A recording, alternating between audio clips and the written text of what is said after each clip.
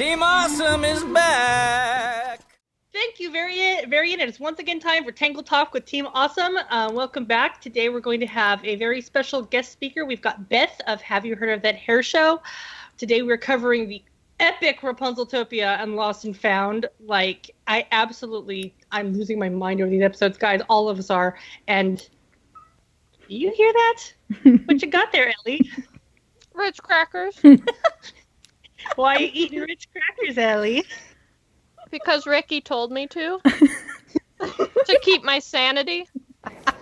So you're sticking with that for the whole week, huh? Yeah, I've been locked in my room since yesterday. Wrapped in bubble wrap, drinking water, and eating my Ritz crackers. All right, then. I guess take care of yourself. Haha. Thanks for joining us for Tangled Talk anyway. Yep. Okay, so Beth, you are Have You Heard of That Hair Show? So go ahead, introduce yourself. Tell us a little bit about your newest endeavor of Supporting Character Appreciation Month, and hit it. All right, hi. Yeah, I'm Beth. I run Have You Heard of That Hair Show, but you can just call me Beth because it's shorter and my name.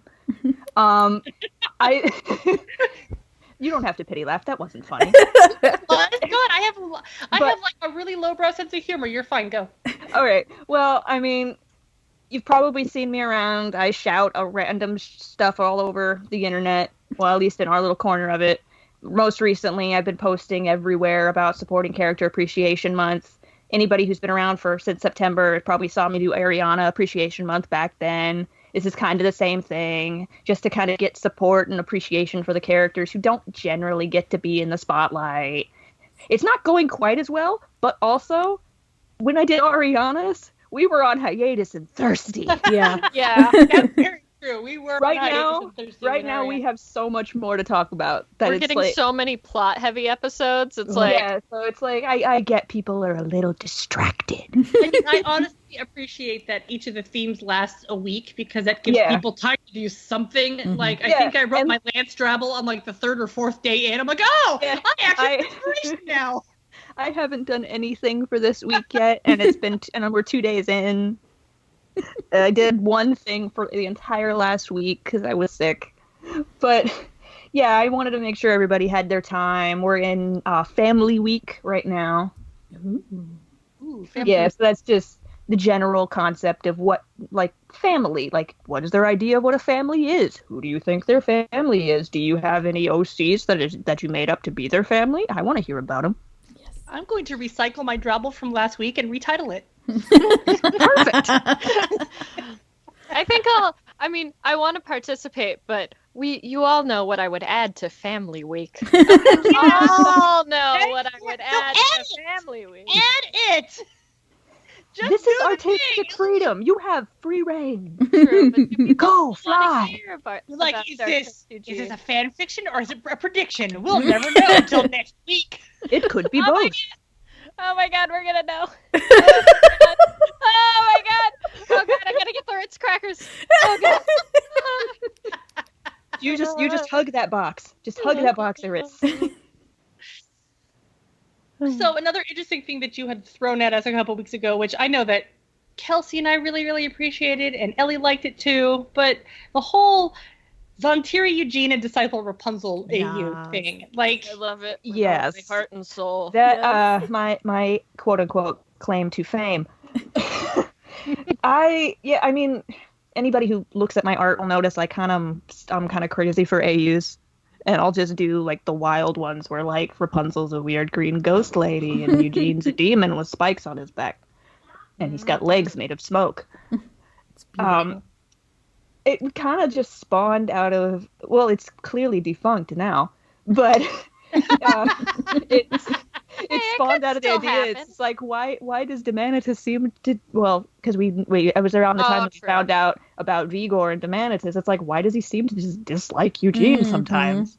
Now we know that's not the case, but at the time it was just like, why is he so angry? And I was like, well, it must be because he recognizes something that he doesn't like in Eugene, which I guess he technically did. Well, we'll get into that. But yeah, it just kind of spawned out of that, and I was like, yes, I get to draw an evil version of Eugene. Oh, my God, it was so to good. go with my evil version of Rapunzel.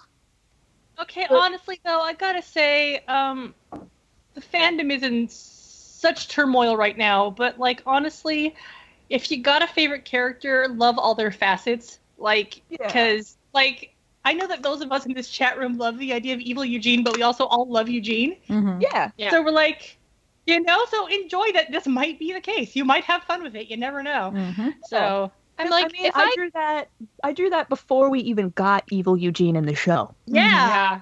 Now we've got like two versions of evil him. Eugenes. Yes. I love it. So it's amazing. It's just like, this is the best day of my life. I have options. And going directly into that, so I have to say that these 2 episodes, this is some of the most fun I've had with this series in a long time. And I know that at least part of it is because we had 0 spoilers. And so, like, except for the descriptions. I mean, and the one spoiler. But I mean, it wasn't like I'd been dodging spoilers for weeks on end, and I know that part of the other stuff was whether or not I had spoilers for the other episodes, I had been dodging spoilers for the other episodes, and that's stressful, man. Dodging spoilers is so stressful, as everybody who's been doing it knows.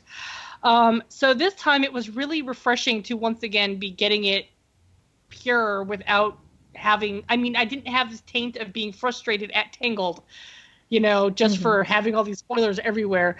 So, I really enjoyed it for that all by itself. Like, that's why I started out so excited for these. But then they turned out to be some of the best damn episodes of the season. Oh my God. They were so good. I would almost say they're some of the best episodes in the show completely. Yeah. You're not wrong. You're not wrong. They really are. People have asked me, I haven't gotten a question in a while, but people have asked me, what is your favorite episode from season 1 versus your favorite episode from season 2? And I'm like, you can't really compare season 1 and season 2. They're nothing alike. You know? Totally different animals. Completely different stories that we're getting. Even though it's the same characters as a continuation of the same thing, they don't feel the same at all. And so it's like, I can't make that comparison really. And I don't think even now as we approach the end of season 2, I'm like, still can't make that comparison, So that's my point in that. So going into Rapunzeltopia. So this was directed by Tom Caulfield, yay. Written by Ricky Roxburgh, yay. Storyboards by Caitlin Ritter, yay. Justin Gordon Montgomery, yay. Yontan Paul, yay. And Giovanni Cardenas, yay. You guys knocked it out of the park. Dream team for everybody. That episode was way more than I could have possibly dreamed. And I think that the very best part might have been when we got the sneak peek screen cap right before the episode came out, and we're all like, what? Right? Everyone's crossing out their bingo boards. They're like, we were wrong. We were all wrong. Except for Neil. Neil was right. I know, right? Damn it, Neil. Dang it! I also really loved a couple days before this episode came out on Twitter, they released who directed it, who wrote it, who did the storyboards, and I was like, oh, great, we're screwed! It's Kate and Ricky and Tom. We're all gonna die. Yeah. They're the dream team of pain. 3 favorite people working on the show, and I'm like, oh my God, I'm gonna love this episode. I already know it. So it was already amazing. So the episode starts out, and right away we know something is very wrong because we start back in Corona. I love the way that they framed it, that Rapunzel starts with the blanket on her head. So it's like, even though we can see the brown kind of peeking out, they did kind of hide it also. So she has short brown hair again, and we get to see her in her nightgown again. And this is the first appearance of her in her nightgown with short hair, so that was kind of great. Yeah. I also kind of like that they kind of framed it in a way where you almost think you're watching a season 1 episode. Yeah. For 30 seconds. Yeah, you're like, wait, what? What's going on? Like, are they airing these out of order? What's going on? Don't remember what's going on. Yes. Also, we know that something is very off because Eugene and Cassandra are getting along, actually being chummy. They're not doing their sibling, bicker thing. They're actually being friendly towards one another, and that's not them and really weird. That's that's in Not in the Mood when the potion took effect on Eugene and he called Cassandra, and my brain went, what? So, yeah, there are certain things that cause my brain to record scratch, and that was one of them. It seems like everything that happened in all of season 2 was all a dream, and that Rapunzel's about to be coronated, but she retains her memories of everything that's happened, and Eugene and Cass instantly discredit that any of this has ever happened. She must be dreaming, It must be a really vivid dream if she remembers it that clearly. I knew it wasn't the real Eugene. I knew this had to be a figment of Rapunzel's imagination. But I wanted to punch him so hard when he was like, looks like someone's been stuck in a tower too long. I was like, you shut your mouth. That made me so mad. I was like, ooh, you're lucky you're not real. Yeah, right? I was like, Right? whoa. You're going to throw hands, boy. Yeah. So, Frederick comes in, and, we haven't seen him in a long time, and he's being much more pleasant this time around than he was in season 1. Mm-hmm. And honestly, yeah, Eugene and his pops up high, and they get like a high five. That was like adorable. So Like, cute. what the heck? That means like Eugene actually considers Rapunzel's parents his parents now, and so that's adorable, Not for much longer. But yeah, happy old lady Crowley is very wrong. Very, very wrong. That was. Oh, I was uncomfortable. That's even more wrong than Cassandra and Eugene getting along. That was just like, what? Rapunzel, what is in your head, girl? She's ready to party. Honestly, every now and then, I look at lines that voice actors deliver, and that is her only line in the entire episode, and I'm like, Pat Carroll must have had a blast recording that one line. She had one line, and she owned it. Yes. That was amazing. So Rapunzel heads out into the hall, and Friedborg and Big Nose are holding hands. I guess Matthews ships it. I guess He's so. like, Either oh, let's that or put them somewhere- together and them Either together. that or he found somewhere in Rapunzel's mind that she ships it, and he's just like, okay. If bad this is what you want. That's not a bad idea. Because, like, you've got to remember that, like, Big Nose is like, he has a different girlfriend every time he talks about having a girlfriend. Mm-hmm. And then on All Hearts Day, Rapunzel held the It's Okay to Not Be Dating Anybody picnic, and Friedborg was there. Mm-hmm. So she's like, well, clearly Friedborg needs a boyfriend, and clearly Big Nose needs a girlfriend. One that will last. So, yeah, I like that idea a lot, that Matthews found it in her head and went, all right, whatever you say, kid. I mean, clearly he was, like, working with, like, whatever things that she would subconsciously prefer. Mm-hmm. Yes, absolutely. Yeah. Absolutely. So, hi, Stan and Pete. A very competent Stan and Pete, no less, because they have locked up all of the criminals, and they say that they couldn't so that they couldn't disrupt the coronation on our watch, quote unquote. And Rapunzel looks very concerned. Like, you get the impression that she's like, "That's not right," Yeah, is it That mean would to turn say out- that? Is it mean to say that only in her dream can Stan and Pete do their jobs? If you think about it, it's the entire guard. I love them, but they're incompetent. Like, I know, Like, I love did- that, because she was just like, wait a minute, they're doing their jobs? I'm so confused. They're not terrible? but I mean, and honestly, I need to go through the entire series and or the movie and series and count the number of jailbreaks that has been in this movie and series. And I will count a group jailbreak as one jailbreak. Because, like, both in Tangled Before Ever After and in Peril on the High Seas, you had group jailbreaks. But I'm like, I gotta see how many times the Corona guards have failed while we were watching. I mean, just while we were watching. You And know? don't make it a drinking game.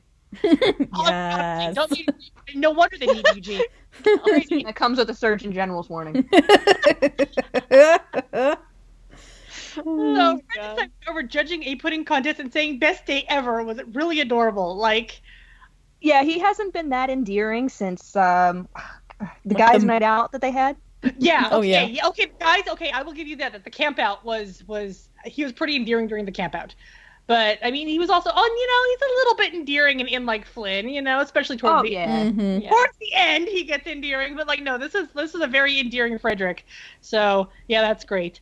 So as Rapunzel's looking out her window, she sees this mysterious figure who promptly disappears in a way that causes the world around her to glitch. So this now must be Rapunzel into the Tangled verse or something, because things are glitching out now. Personally, Wreck-It Rapunzel. I know, right? Honestly, my impression of glitching was always that it looked like shattering glass, which is reminiscent of the mirror in the tower. So I was like, nice callback, it's just this quiet little things aren't right, therefore the glass is shattering, and I love that. So we find out that we have two Rapunzels, and all of us crazy fangirls are like, if Eugene was here, he'd be very, very happy. To be so He's like, happy. I've had this dream before. Little does Rapunzel know she's not in her own dream anymore. Don't need Eugene's dream. So we get a ton of movie callbacks in the course of the series, but this was the first trailer ever callback to something that never actually happened in the movie, and that was actually kind of amazing. And it's I was funny. so pleased. Damn. It's really funny because it's like while the first trailer did not make me want to see the movie, I was utterly delighted to see this callback. Like, and you want like the callback kings. Tom and Ricky are the callback kings. Like, and putting together on a project, like look at Peril in the High Seas. This is when you get all the great callbacks. Is when Ricky and Tom work together because they're both like, okay, time to source the reference material. So they're like, the fans want nostalgia. We'll give them nostalgia. So Rapunzel fighting Rapunzel's hair was absolutely great. It was so delightful. I mean, like, she had a lot of the same little like squeaky reactions, you know, and it was adorable. And then, like, not only was Rapunzel holding the sword again, but it was brunette Rapunzel holding the sword. And cannot emphasize enough how much I love brunette Rapunzel. Like, and so having so good to see her again. Plus, I missed her so much. And it's not like she's a different person, but having her in this episode allowed her to do things that she's not been allowed to do as a brunette so far. And so it was really awesome. I super loved it for that. So Blondie tells Brunette, after they've, settled down and gotten over their, thinking exactly like each other thing and talking exactly like each other thing, up to best day, haha, you thought I was going to say ever, but I didn't say it. I mean, that was adorable. That was so cute. Adorable. So Blondie tells Brunette that this is all a dream and that it's a figment of her imagination and that she's still trapped in the house of yesterday's tomorrow. But Brunette doesn't believe her and wants to stay, and Blondie informs her that if she stays in this dream, she will be trapped in the house forever. Back in reality, the gang minus Shorty is trying to find Rapunzel, and Cassandra decides that it would be best if they split up. As she does this, so she calls out. She has now nicknamed our dear boys Cheekbones and Sandwiches, which is like, I didn't know. I thought she didn't like Adira, but dang, them some cute nicknames. Like, maybe she's just like, no, they're not keeping Adira's nicknames. I'm making them new ones. She can't give them names. Only I can give them names. I love it though, but just, the fact that she thought to do that in the first place was like, that was out of nowhere and also adorable. Yeah.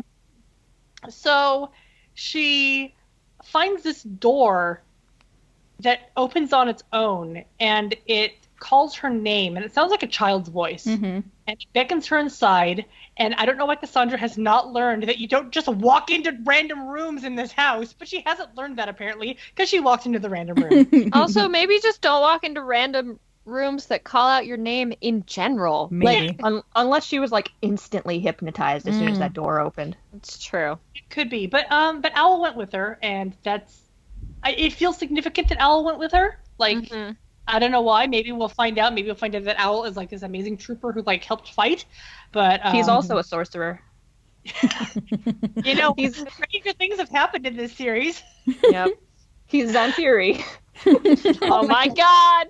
Owl Zhan Tiri! Zhan Tiri! Oh my God! Oh. So Lance and Eugene find the door with the Zhan Tiri's crest from the last episode. And they see the shadow under the door, but they find it locked. So Lance suggests they just pick the lock, and he starts suggesting lock-picking techniques because, I don't know, I guess he really likes going into, like, here's the laundry list of things we used to do. But Eugene just kicks the freaking door down. Like, it reminded me very much, that was another, like, Tangled before or after callback, when he just kicks the door down. When he knows Rapunzel's in trouble and the door is locked, he kicks it down. Oh, I love that. Eugene, come on, boy. He is not here to waste his time. He's not. And less suitable but efficient. Less subtle but efficient. It's like, yeah, you are adorable. Like, every time you open your mouth, you're adorable. Yes. So they find just like, my woman might be in trouble. Time to kick down a frickin' door.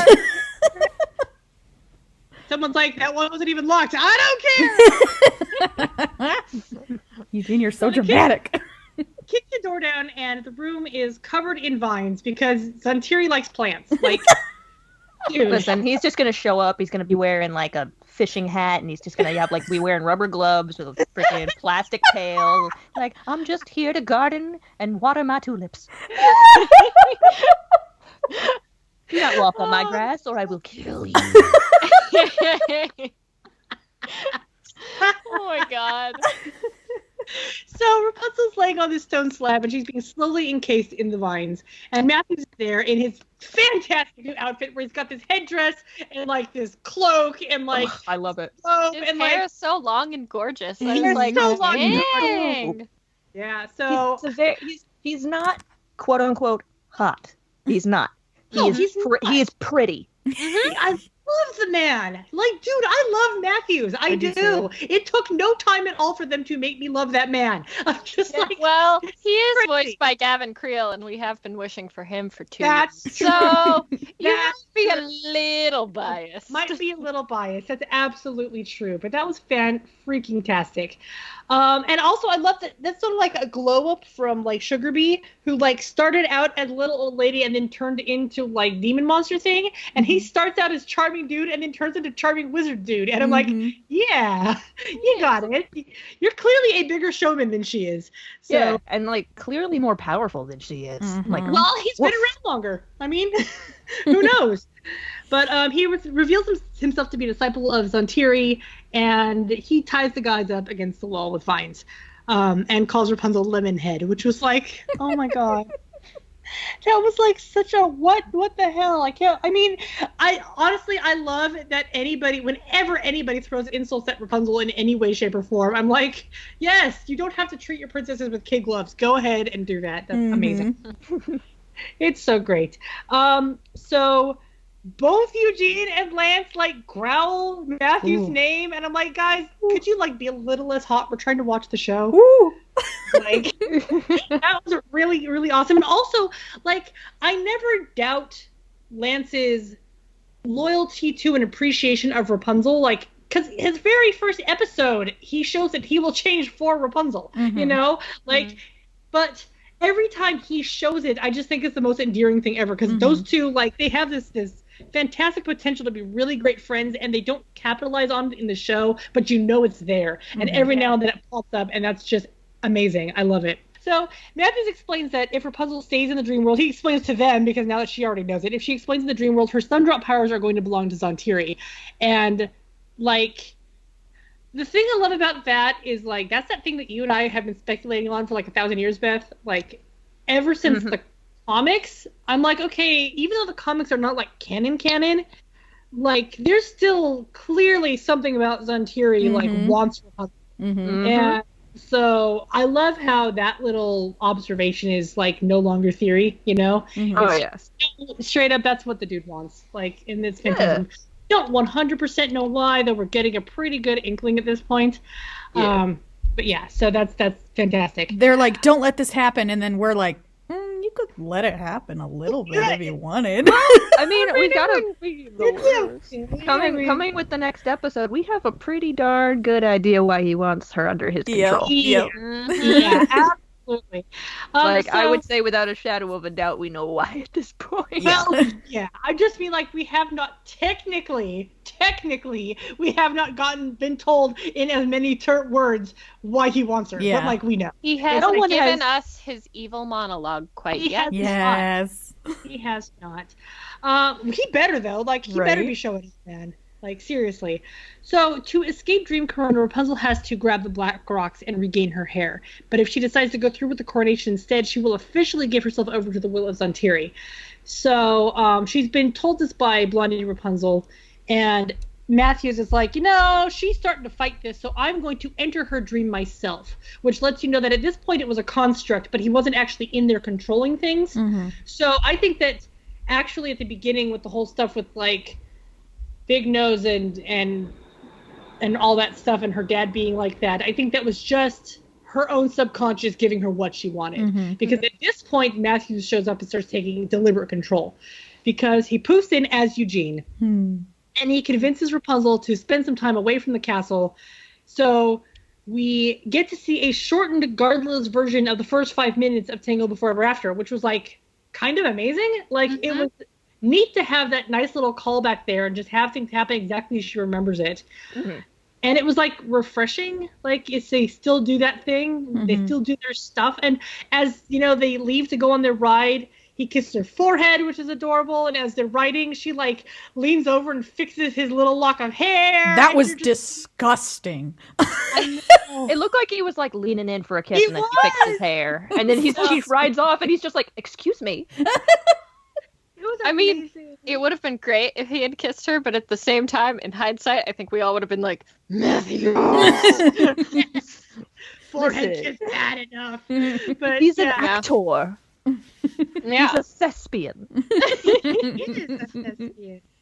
You know, maybe like the mirror Eugene was taking lessons from Matthews on how to be Eugene. I mean, Right. Maybe that's how he figured out how to be Eugene. that It's like, could be. Yeah. he's sitting there watching, taking notes, like, Okay. So he's very vain. But he loves Rapunzel, so he should let her fix his hair. Got it. So unlike last time, when they get to the top of the wall, the land outside of Corona is dismal and barren. I mean, it's just like death and decay and like nothing that Rapunzel would want to go see. So the dream is deliberately guiding her to stay in the dream because there's nothing for you out there. Blondie reappears on the wall beside brunette Rapunzel and pleads with her to snap out of it. She explains that even though it's a tough choice, she has to make it, but brunette can't understand why she would want to leave this perfect Corona. And one of the things I love here is you start getting the word choice. Because in Painter's Block, it was all about difficult decisions are hard to make. Difficult choices are hard to make. And so you realize that part of Zhan Tiri's manipulation is manipulating your actual thought process when it comes to choosing things. So when she's at her most vulnerable, he's like, well then, you know, you gotta make tough choices, and sometimes your tough choices have to be selfish ones, or sometimes your tough choices have to be listening to people against your better judgment. And so, you know, make tough choices, you know? Yeah, and one of Sugracha's things was right at the very end, she's like, no more difficult choices. Yeah. Saying if she gives in, then she won't ever have to make a difficult choice again. Exactly. And so now you've got Blondie telling brunette Rapunzel that, you know, sometimes you've got to make difficult choices. So this is her own subconscious reminding her that this is a lesson she's already learned. You have to make difficult choices. And so she gets poofed when once again Eugene shows up, vaulting himself on top of the wall. I liked the bit of animation when he hopped up there, though. Like, for like a split second, it was identical in animation to Forever After, and then it's only when you realize that something's wrong that the animation becomes changes. new. It changes, yeah. It's really interesting. I was trying to figure out if they just reused the animation. I think they mostly did, but if not, that they reanimated it exactly like it was. Like maybe a little smoother. I think it is new, because in the original, Eugene had that weird hair texture thing going on. Right. Oh, yeah. And he doesn't have that in this. You're right. So I think they just took the same thing and like redid it. Yeah. Like they rotoscoped it. They rotoscoped their own work. Yay. So, you know, Eugene shows up and convinces Rapunzel, you know, you don't want anything out there. Let's go back to the castle and get you coronated. One of the things I think a lot of us love is when Rapunzel's up on the wall, when blonde Rapunzel is up on the wall talking to Brunette complains that we're way too persistent. I know, I love that about us. And that's true though, is that Rapunzel is so persistent, and it has come up as both a good thing and a bad thing, because like in Under Wraps, her persistence was what got the fight between her and Cassandra, because she wouldn't let up on, you know, trying to figure this thing out. But her persistence in every other thing, it's like, this is one of her big defining factors, is that she's a persistent person. So, Kelsey absolutely predicted the next bit. Listen, the music started. I said, oh, here it is. I knew it. I was a mess. Matthews or not, like, I was a mess. It started and I was like, oh, Kelsey. She must be so happy right now. Kelsey and I were watching it at the same time. And so she's like, I knew it. Oh, right man. over here. So the difference between this proposal and the last proposal, there's two primary differences. The primary difference, number one, is that blonde Rapunzel is there and Rapunzel is talking to her, and no one else can see blonde Rapunzel. So she's saying things that are sounding like our answers to the proposal, you know? Like, nobody's trying to get me to make a big life choice, you know? She says to Eugene, his little face. I know. His face just crumples when she says that. He's like, oh. I like to think just to save my heart from being broken. I like to think that that's Matthews going, this isn't working out the way I thought it would. Mm-hmm. Why isn't this what? This isn't how women normally react to this. He's like, wait a minute. Also, the whole thing about so that's maybe. So then Brunette Rapunzel gives into the proposal, and she's just like, no, that's not a maybe. That's a yes. I'm going to marry you. And so then, she gets the best freaking smile, and it might have been Matthew's acting, but that was still like the Eugene smile, and I love it. He was so cute. So happy. Whoever farted that, please tell me. That was Kate. That was Kate. That was Kate. It's so good. Kate, you deserve a medal and all of our eternal love. Yeah, because there was supposed to be a spin, and it got cut. Yeah. Uh-huh. He was gonna spin her, and the spin got cut. But then, they hug each other, and then with Eugene's face over Rapunzel's shoulder, he narrows his eyes, and his eyes turn green. And so we've got evil Eugene again. Oh, it's beautiful. It was perfect. A perfect way to end it. So that was a wonderful thing for all of us to see. So we cut back out to, the real world, and Lance says of Matthews, how did we not see this bad guy coming? We're usually pretty good at this sort of thing. And I'm like, I'm pretty sure that, most of the people in the house did not trust Matthews from the start. Mm-hmm. So... but Eugene straight up, he absolutely wants to kill Matthews. He's struggling against his freaking ball. He's like, when I get my hands on you. I was gonna say, is this that part where he's like, when I get out of here, or whatever he says? Yeah. Oh. Mm-hmm. Mm-hmm. So bad. I feel bad for him that he didn't get to deck him. Mm-hmm. I mean, but still, it would have been so beautiful. It would have been, but you know what? You get the impression that sort of thing's coming because it's building, Oh, yeah. Mm-hmm. So this is fantastic. Is Eugene gonna get to punch someone in the face? God, I hope so. Well, he's had to watch his woman get hurt so many times. He's gonna snap. He's ready to start swinging. All right, I just had a thought, but he's gonna throw hands eventually, and it's not gonna be pretty for whoever he's messing with him. I mean, and that's why they had to knock Eugene out in Rapunzel versus Rapunzel and the Great Tree. Mm-hmm. Because if he was awake, he would have just thrown himself at Hector. There's no way he would have left her side. Mm-hmm. He would have overcome Hector with his bare hands. He would have taken off his cloak. Yep. And fought him with his bare hands. Mm-hmm. Yep. Fisticuffs and all. Just start punching vines in faces. He would have been fine. So we pop back into the dream, and Rapunzel is now having her moment with Ariana. And I swear to God, I did not expect an Ariana moment. Neither did I. I was so excited. I was so happy. Even though it was so wrong and twisted, I was so happy to see this thing. So we have this twisted version of the Ariana giving Rapunzel the Rihanna. The Ariana giving Rapunzel the journal scene.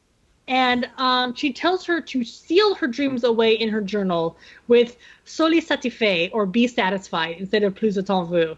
And so this is now Ariana directly telling Rapunzel to she says, people will help you with your difficult decisions. Rely on other people to make those decisions for you.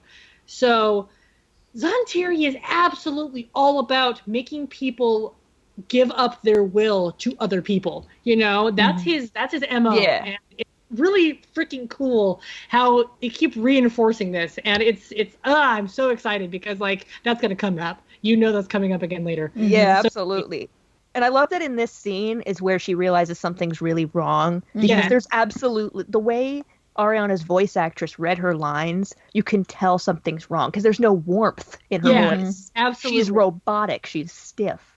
She is. That's probably because Ariana's not in the series enough, so Rapunzel doesn't have enough memories of her. So Matthew can't really draw on her memories of Ariana. She doesn't have enough memories written in her journal about it. He's like, I can't. You've given me nothing. I don't know what I'm working with here. I know what she looks like. But even the way she comes in and she's like, oh wow, you're so much you're so much like I used to be. And it's sort of the way she said that was not the way she said it the first time. And it was I was so much like you. I had crazy dreams. It's I had crazy. Yeah. I got rid of those dreams. You should get rid of them too. It's fantastic. That sounds like some Mother Gothel BS right there. And the weirdest, the one that just didn't sit well with me was as a princess, you need to show the people of Corona that you are content. Mhm. Yeah. I'm just like, Oh yeah, that was I mean, that was possibly the creepiest scene in this whole thing, Mhm. because it's like we didn't have the satisfaction of the Gothel later scene, so that was just straight up creepy. That was like contorting Ariana and like no bueno, but also muy bueno. Mhm. So her drawing, she's looking through this blank journal, and her drawings, her Spider-Verse glitch themselves into and off the pages. So it's like she's seeing stuff she's drawn and then it's gone. So her memories are trying to bust through. And I also noticed another thing, that every time blonde Rapunzel was trying to get brunette Rapunzel to ignore all this, every time brunette Rapunzel said no, that's when it would glitch. Yeah. So that was like a deliberate thing where when she's deliberately making herself not be in this happy world, her brain's going, stop it, stop it, stop it. And I love that. It was so cool. The piano plays this thing that I didn't even notice this myself, but the piano plays this thing that has this reminiscence of like the Back to the Future score, which is like kind of cool if you think about it. When I was working on the notes for this episode, I was listening to it and I'm like, that is a lawsuit level of similar to the Back to the Future. It's like that little noise that you hear all throughout the movie. Yeah. I was like, what the? Disney? You don't own that. You own They might. things. No, it's Universal. They might now. It's Universal. They're They buying everything. I know, right? Disney owns the You know, world. it might be though, like that could very well be though a case of it is such a short phrase of music that you can't sue somebody over that short of a music, I you bet know? you can't. I just wanted to put it in there because I thought it was hilarious. Honestly, I was like, saying that, one of the things I love about you saying that is it reminds me of when I was just playing season 1 as my background noise at work. It's a lot easier to pay attention to the score when you're just listening to the episodes. And so I actually highly recommend at some point people put on their favorite episode, but just listen to it because you get a different experience. It's really cool. So Cassandra comes in to inform Rapunzel that it's time for the coronation. And Rapunzel, you know, now that she's starting to get all this weirdness is actually starting to sink in, she asks Cassandra if she's happy. And Cassandra says that she's very happy here. And Rapunzel's holding her hands and she looks down at the hand that got burned.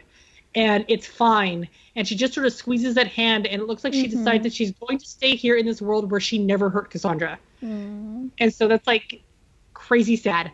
That, I mean, that's actually also, it's very typical Rapunzel to give up herself for other people. But the problem here is she's not separating herself actually from her imagination, you know? And so she decides she's going to make her happiness be this world where she can marry Eugene and not hurt Cassandra. So it's just like, ouch. But at the coronation, unfortunately, Rapunzel realizes that this isn't real and she can't keep going on like this. And so she decides it's time to get out of here. And no surprise, Matthews reveals himself at this point. And there's this fantastic moment where Gavin Creel voices Eugene for like 3 seconds. But I love this bit of the animation where they actually turned Eugene's mouth and eye shape into Matthew's mouth and eye shape. So you just have this moment of them being both at the same time. And it's really cool and really well done. And props to like everybody, because I know that this is like Tom boarded these scenes and like Mercury did a fantastic job. This was a really cool moment for me. So then Matthews throws up this wall of green flames that I'm like, dude, Maleficent. Like, it's like, this is Maleficent right now. It's so cool. And so they begin the legitimate fight for Rapunzel's mind at this point. Because, I mean, as Eugene, Matthews was straight up saying to her, just put the crown on. And it's like, you know, that's when she's like, this isn't right. So, so they're doing their actual fight now. And Matthews throws Cassandra at Rapunzel through the ring of fire, but now like her full arm is like fully burned up now. It went full corpse. And it was like, really, that was awesome and badass and amazing, and I really loved it. So Rapunzel tears down some curtaining, which I loved because, like, in lieu of her hair, she uses fabric. And I'm like, absolutely, in lieu of her hair, she uses fabric. That's great. So she uses that to try to escape Corona. And while she's climbing up into the rafters, Matthews blips her way high into the air. So now she's just falling. But, you know, it's a dream. She's fine. She keeps getting stopped from her escape by friends and foes, you know, at the same time. But Blondie and Rapunzel's there to help, which helps a lot. You know, people are blocking her way on the bridge, and Blondie shows up and is just like throwing barrels at them Donkey Kong style, and it's and you know they and everything. The nice thing about this being a dream is that as soon as anybody's hit, they just vanish, and so it's like you don't have to keep fighting people and wear yourself out that way. But then Godzilla Pascal rises up out of the water, and I love this. And his like face looks like an actual chameleon face, which I really loved because it's sort of like you got your cute little Pascal, and then you've got we know what chameleons actually look like. And so and his weird eyes, and that is so cool. So then you know Godzilla Pascal like eats Blondie Rapunzel, and Brunette's all freaked out. She's like, "Don't worry, it's just a dream, and I'm not real." So that was so funny. It's so great. I love it. It was so weird to see her fighting Pascal. It was. It really was. It was fantastic. I loved it. And so then it just everything blips again, and now we're back in the tower, and Rapunzel is chained to the wall, and Gothel's back. Oh my god, I screamed so loud. I'm so happy. I'm so happy I didn't wake up my family. I was laying on the couch. I was all cuddled up, and I just went, Mama! I couldn't scream. I was too in shock. My jaw just dropped. I was like, as soon as it showed her chained to the wall, I was like, no! It was so Pretty great. much as soon as we were back in the tower, I was like, oh. You know what would have made that scene way better? A corpse. If there was a dead Eugene. Yep. Yeah! Yep. Yeah, I stand by my previous statement that no matter what the episode descriptions spoil, there's always at least one thing in each episode that you do not see coming. Yep. And in this episode, it was that. This was it. I mean, because like we had heard, I remember a long time ago, we had heard something about Donna Murphy being recurring, and I never saw the source for that. I saw someone else's post on it, but they didn't have a source on it. So I'm like, okay, I believe them because they're kind of a trustworthy source, but it's not like they were like a news blog or anything like that. Yeah. So I was like, so I think Donna Murphy's coming back at some point, but I can't guarantee it. And I can't guarantee when. And this was just, I mean, considering the last time we saw her was episode 1. Mm-hmm. She looked freaking amazing in the tower, in her element. This was so great. But even better was Rapunzel realizing that this was her dream Mickey Mouse style. I don't know if you guys remember. I just thought it was so funny because... Exactly. So I thought it was so funny that Gothel gave her the hint. Yes. That, you know, I was like, Gothel... That's not how you villain. Way to go, Matthews. Well, I mean, Gothel would have assumed she was dumb. Mm-hmm. Yeah, because she would have underestimated her. Absolutely. Yeah. So she gives her the hint that that she's trapped in her own head, and then Rapunzel's like, "This is my head, and I have complete control." So she just snaps herself out of the handcuffs in a burst of flowers, and then she drops a cupcake on Gothel's head, and then she frickin' picks up a frying pan and knocks her out Eugene style with the same expression and everything. And Kate, you are amazing. Yes. Like, I do not know if Kate actually listens to this podcast, but oh my God, so much praise for Kate in this episode. Like, it was the same dang expression that Eugene got when she wanged him upside the head the first time. I also... Beautiful. When I finished this episode, I had to send a message to Ricky to be like, from someone who has been, who has had some form of abuse in her life, it was really satisfying to see Rapunzel hit her abuser with a frying pan. I wish I could do that. Catharsis feels so good. Yeah. I mean, it is. That was so, anybody who has ever been abused and loves Tangled would love that moment. That was so satisfying, and it was so good knowing that Rapunzel feels that way, that like she's not going to cower in fear, that she is going to fight back against her past, and she will not let Gothel's memory haunt her. And that is so fan-freaking-tastic. I'm so proud of her. Amazing. This was like great. I was like, oh man, this episode, my God. Okay, so this is what breaks Rapunzel out of this. So she defeats Matthews, and she returns to the real world, and the house is now deteriorating around them. And I really love that the way that they chose to deteriorate the house was in sand, since they already got this beach theme going on. So I thought, hey, sand, that's really cool. And I love that Rapunzel and Eugene are like, the house is crumbling around us, but we gotta kiss before we run. Right? I don't remember what Lance's exact line is, but he's like, I hate to be the third wheel, but we gotta go. The squeaky third wheel, I think it was. Yeah. I hate to be the squeaky third wheel. They're about to die. They're about to die, and they're like, kissy kissy. Yes. I mean, that's pretty standard for the OTP. Yeah. They're like, It is. well, we're not doing anything else. Time to smooch. So they make it out all right, but the house is crumbling down into a pile of sand, and Matthews is whisked away by some mysterious force, and, nobody says he's dead, so he could be back. I mean, it's not like... I think he says, this isn't over. This isn't over. Well, this isn't over doesn't have to necessarily be him. It could also be just Zhan Tiri in general. Mm-hmm. No, absolutely, and I hope it is because I love him. But unlike Sugracha, he's not kicked into like the Zhan Tiri's other dimension thing. He's actually there. But honestly, I had this moment. I'm watching it, and like the house is coming down, and I immediately said, "Where's Cassandra?" Mm-hmm. Like immediately. Yeah, and then the door reappears, and Cass and Owl come out through, and she walks, but something's like off about her.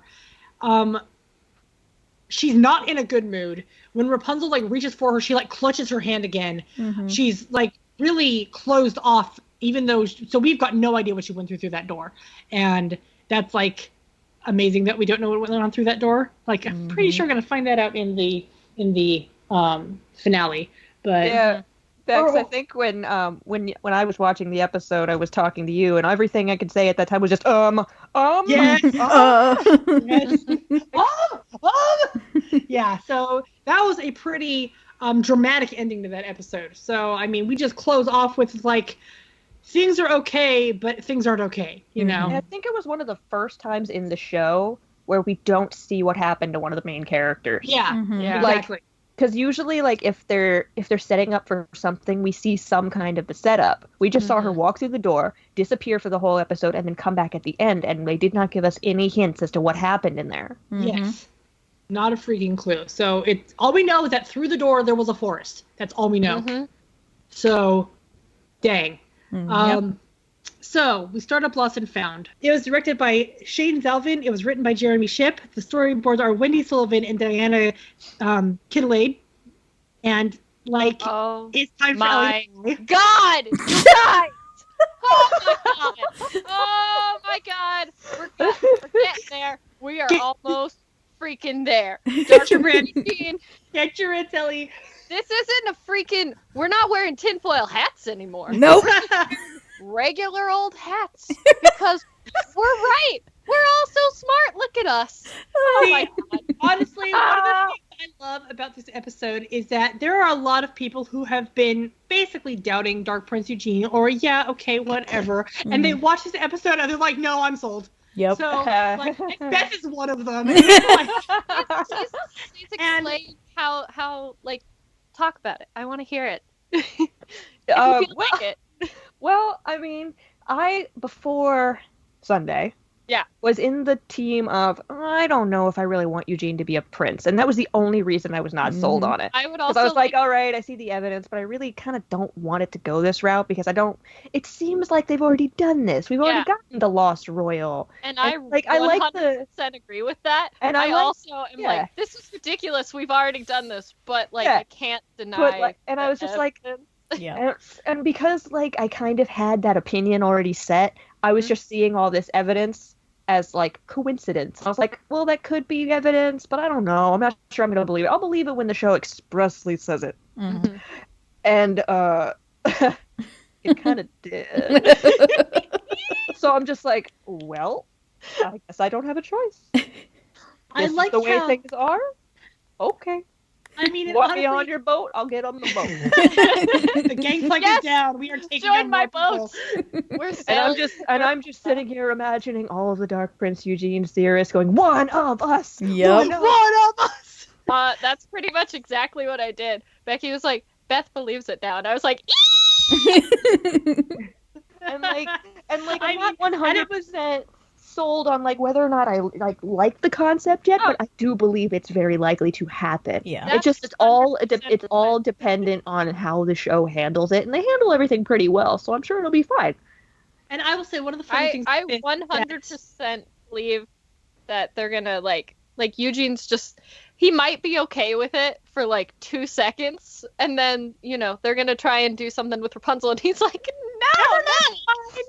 You all can go away. I don't. He's gonna have his Guardians of the Galaxy 2 moment. Oh my god. Where he's gonna play catch with his pop and then realize, oh crap, things are going downhill fast. Later, pops. Hey, that's a movie I haven't That's what I seen. That's what I was gonna say. Help me! I swear to God. There's one every podcast, y'all. Oh my God. Every episode now, you're like, I haven't seen that movie. I haven't seen that movie. Well, that's okay. You were talking to me earlier about Labyrinth, and I have no clue. Oh my god. Yeah, I've only seen it once. I But haven't was gonna seen it add on. ever. Oh yeah. I was gonna add on to that because it reminded me of what I thought earlier. When we were talking about Eugene punching people, I'm like, ooh, what if he punches Edmund? Ooh. Nice. What if Edmund's like, we love it. need to sacrifice Rapunzel to save the kingdom, and Eugene's just like, nope. He doesn't even say anything. He just decks him. Boom! He's like, you ain't my dad. I mean, you are, but I don't freaking care. It's like, you're my father, but you ain't my dad. He's back in Corona. I gotta get married, so he's my dad first, but it's fine. He does up top. You do this crap. But I mean, no. So okay. I mean, I love how they have not blatantly said it in so many words. Like seriously, it has not been in so many words, but the evidence is so mounting, and it's just getting bigger and bigger at this point. But Difficult to honestly, ignore. yes, At this point, if in the next episode they're like, he's not the Dark Prince, I'm gonna be more shocked. yeah. Mhm. Honestly, I'm gonna be like, wait, I'm sorry, what? Then what was all of this setup? What was Yeah, all right. of this nonsense? Was that Yeah. just one big red herring to make Ellie go insane? Yes. Like, Was this just crazy misdirection so you could set up that it's Shorty? yeah. So, Prince of the start out- Dark Kingdom. Yep. So we start on this episode back at the caravan, and Eugene is looking over the 3 pieces of scrolls that they've got, and he's concerned. And honestly, this is the first time we've really seen him particularly concerned during the course of this adventure.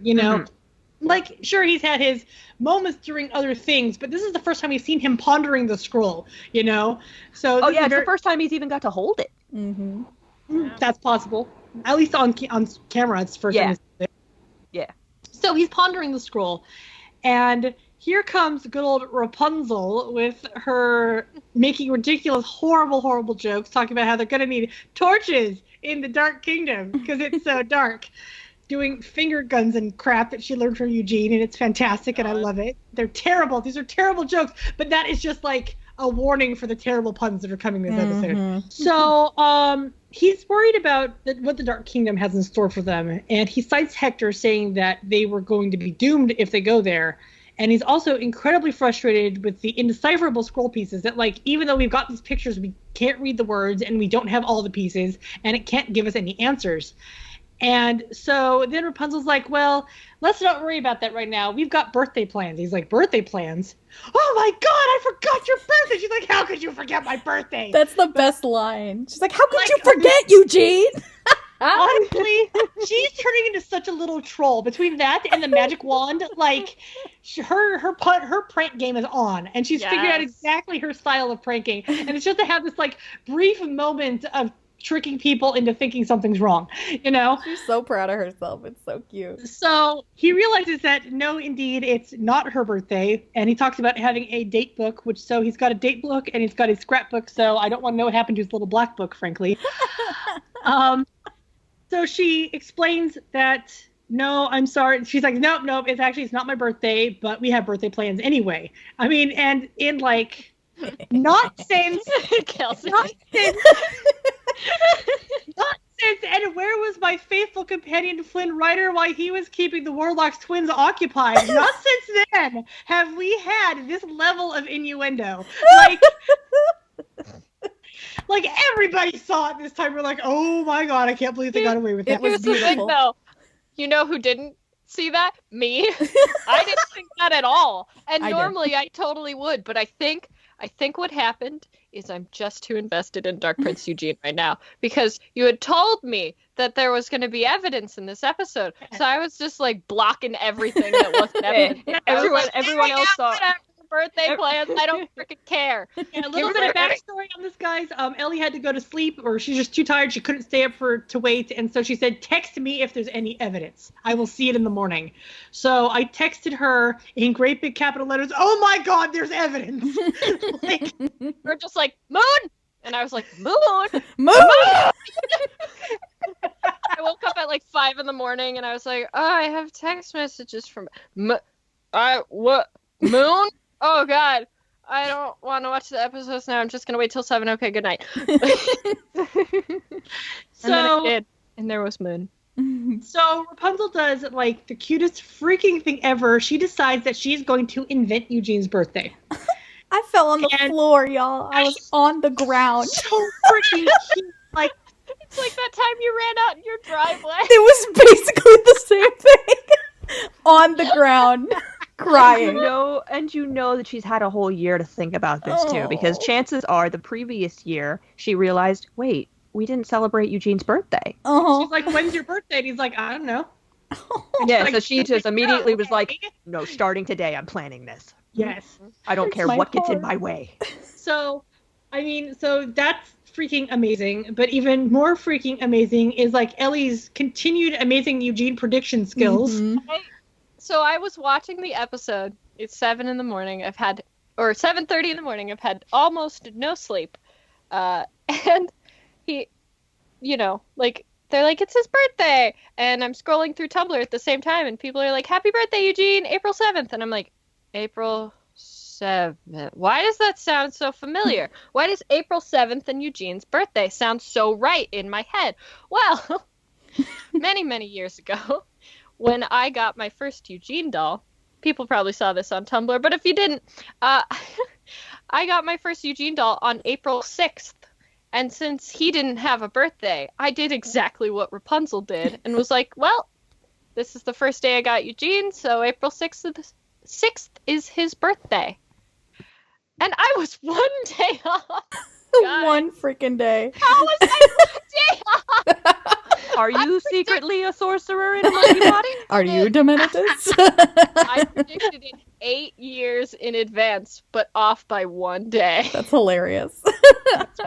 And I love how you have like the receipts to back this up. I know. know. I was like, oh God, I knew I had it in my old like iPhone calendar, but both my iPhones are dead and I couldn't get them to work. So I was like, oh God, maybe it's in my Google Drive. So I went and I searched. And I found a spreadsheet I had made for keeping track of characters from a role play I did with Kelsey back in 2012. Oh my God. And I had written so long ago April 6th as Eugene's birthday. That's amazing. And I was like, yes, bless me in my spreadsheet making. always helping me. That's crazy. So it has been, speculated upon that Eugene doesn't know how old he is. But my basic thought on that is that when he showed up at the orphanage, they're a place that, like, literally specializes in housing children. Mm-hmm. I'm pretty sure they could look at him and guess how old he was, and then they just said, well, here's the day you showed up, therefore we're going to start tracking your age from this day. So he's got a rough idea of how old he is, I'm sure. Like, there's no part of his brain that goes, maybe I'm 30, So... Today I'm 19. I could be 19. I mean, I know that 8 years ago I was a grown man, but I could be 19. I don't know. So he states that, so Rapunzel makes him a little cupcake out of a mushroom and mud and leaves and berries, and she warns him not to eat it. But she sticks a little candle in it and tells him to make a wish. And he states that he doesn't believe in wish making, only in things that he can see with his own eyes. We know this about him because he doesn't believe in magic or spells or fortunes or any of a number of things that require, faith or just mind or whatnot. He's very, very Superstition. Yeah, it doesn't believe in superstition. It's extremely. I gotta see it to believe it. I gotta touch it. I gotta be able to sense it with my senses in order to believe it. Like, I mean, you look at it, like, he often uses Rapunzel's hair as an example of an amazing, impossible thing that has happened that he believes in. Like, he uses it all the time as his example. You know, you've got magic hair. You've got 70 feet of hair. So he's like, I have concrete evidence that is concrete proof that that's a real thing, but not everything else. So Madame Canardus and Vigor show up. And Eugene's like, are you following us? And it turns out that yes, they are following And what them. an entrance they make. Yeah, so Rapunzel and Eugene had to share a nice little, Eugene's birthday kiss, and they show up and smooch on your own time, canoodlers. It's like Canoodlers. I can't believe they got away with saying canoodlers. Yeah. right? I was like, excuse me? What Also, did you say? I'm sorry, but this is their own time. You interrupted them. Mm-hmm. It's like you could have literally waited. Yeah, right? They're like, Also, no, what because animal was that pulling her A llama? caravan? Is that a llama? that was a llama. She has a llama. I love pulling a it. Little wagon. So apparently, Madame Canardus and Vigor have been following the gang, and it is, according to Madame Canardus, because Vigor likes them. Like, she's like, this is why he likes you. He wants to follow you. And He got attached to you. I will say one of the things I do like about Madame Canardus is, as much of a pain as she is genuinely very fond of Vigor. Like, she was distraught when she lost him and delighted when she got him back. And it's just like, wow, that's amazing. So so she'll, clearly do what the monkey wants because the monkey wants it. Also, she clearly believes in his power and just adds a little spin to his show. Knowing what we know, do you think he actually used a couple seconds of his lucidity to actually verbally tell her, follow them? I don't think so. I think she speaks You monkey. think maybe she's crazy and just doesn't understand that the monkey's actually talking and she's not psychic? Oh, that'd be great. So No one can understand him but me. they're like, no, he's speaking in Timothy Dalton's voice. We can He understand speaks him. very fine English. He sounds very sophisticated, actually. So they go in for another fortune, and this is another fantastic movie callback because they literally take that picture they use in the credits of Tangled and they reenact it in the series where, Rapunzel is leaning in eagerly and Eugene's got his elbow on the table and is looking grumpy and Vigor is doing the Lotus style with his fingers out and everything. And so, like, that was straight up from the credits, and that was beautiful and amazing, and I love them forever for doing that. Mm-hmm. So he's doing his predicting, and all the flashy stuff is going off, and Eugene literally says, yawn, and then later, heavier yawn, which is like Such a doof. so I much love that. sarcasm. And I love that he taps the hanging ball and you can see the string. It's just like, I love this. This show is awesome. They're not fooling Eugene at all, and I absolutely adore them. They're like, oh yeah, this is all hokum, And I love that Rapunzel's still there with starry eyes. Just Yeah, like, this is the most amazing. amazing thing she's ever seen, despite everything she's been through. Mm-hmm. So Vigor reveals the fortune. For you, the path awaits where the final quarter lies after many dire straits. And Rapunzel deduces that this means that the fourth piece of the scroll is, in their grasp. And Eugene is like, no, you're crazy, So Vigor leads them to this marker that says the path of DEMANITUS, which is like, first of all, the path of DEMANITUS. And it turns out to be this complex labyrinth. And Rapunzel's very excited because she's always wanted to do this. But then it turns out that the monkey is DEMANITUS. And yes, we had this spoiler, but it doesn't make it any less freaking amazing that the monkey is DEMANITUS. Like, I wish it hadn't been spoiled, but even with it spoiled, it was a great reveal. And I love the way that they did it. And just him shifting his posture to stand up straight and proper. And then Eugene's reaction he laughs at him, he says it's a trick, he blames Madame Canardus for doing ventriloquy, he circles around him, he looks for strings, he's doubled over, he's utterly convinced until, basically DEMANITUS is like, yeah, no, stop that. That he actually has come to them in their hour of need. And so he gives us more amazing lore. And this is like a huge chunk of the puzzle, which is like fantastic. Thank you, DEMANITUS, for giving us this chunk of the puzzle.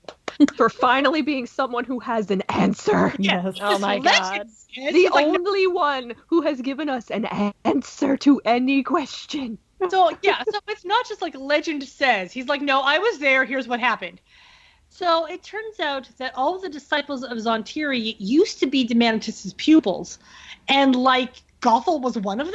Mm-hmm. Oh my god. That also blew my mind. And I thought that this was so well done because having Gothel in the last episode had her series design already in our heads. Mm-hmm. And so when we saw her in silhouette, we were like, that's Gothel. You know, there was like no question about it. That was like freaking amazing, which also like clears up a little bit how she knew about the flower, how she got the incantation in the first place. Like we don't have all the small details, but if she was connected to both DEMANITUS and Zhan Tiri, because all of DEMANITUS' pupils defected and went to Zhan Tiri instead. She was connected to both of them, and therefore she had every reason to know about these things. Yeah.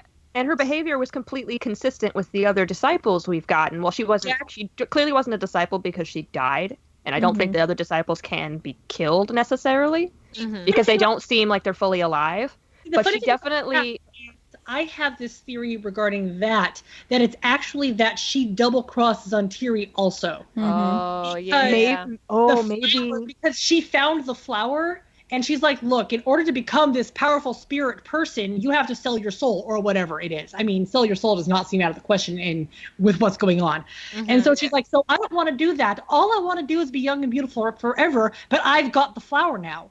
So she wasn't just hiding it. Like, who was she hiding it from, like, all those years before Corona even existed? There was one person she was hiding it from all that time. One person. One. And that also kind of explains why she probably used it as infrequently as possible. Like, she let herself get old before she would use it again, because so long as she knew Zhan Tiri was looking for it, she's like, the less I use it, then the less likely he is to find it. You know? So and maybe that's part of why when the flower was cut, when Rapunzel's hair was cut, she instantly disintegrated. Maybe he cursed her that if the flower ever died, that could she would lose her. She would die with it because that's the price she pays for betraying him. That could be. I like it. Okay, you can stay alive. He's like, I am not more powerful than the sundrop, but I can guarantee that the sundrop's death means your death. So that's great. Like, if anything happens to that flower because you decided not to give it to me, something bad's gonna happen to you. Yes, I like that. That's good. I like that. So, yay. So now we have all of those questions. And honestly, if our vague questions about that are never answered, I'd be perfectly satisfied. I honestly would. Because, like, we've got enough information that I could subside off speculation for the rest of my life on that. That was great. So, Zhan Tiri, we find out, is not from this realm. And that DEMANITUS used all of his power to banish him back to the realm that he came from. And then used his knowledge of science and an ancient spell to make himself a hiding place, creating VIGOR, which is just science and alchemy all over again.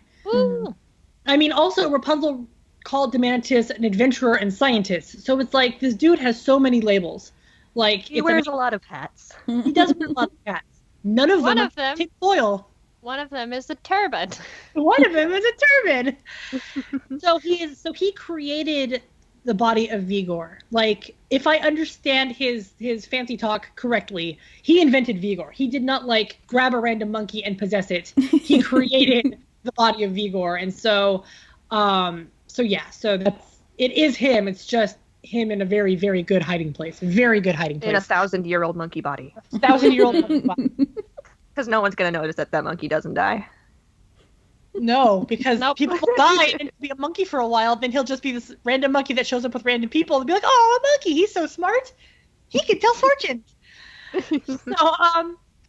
So he has laid dormant for millennia inside this monkey body, and he had this spell that would allow him to be himself again, but it will only last a few hours. And after the spell ends, he's gone for good. So it's like. Yeah, so DEMANITUS literally sacrificed himself in order to make sure that Rapunzel and Eugene got the rest of the scroll. So that shows you how important this is. So they're going through the maze, and there's this skeleton, and it's got an eyeball, and that's, you know, people are like, what is with For their kids? I was watching that with my mom, and she's like, why does that skeleton have an eyeball? It should be fully decomposed by now. And I was like, Mom, I'm so proud of you for knowing so much about decomposition. Well, I mean, Family picture. yes, I mean, and my sister was also like 7 a.m., and I'm like 7:30 a.m. at least. Yeah. So they're trying to get into this one room, figure out this riddle, and now Rapunzel's all excited because, ooh, there's also riddles. And Eugene's all pissed off because Vigor can't remember his own riddles. He's like, what? It's been 1,000 years. You think I actually remember my riddles?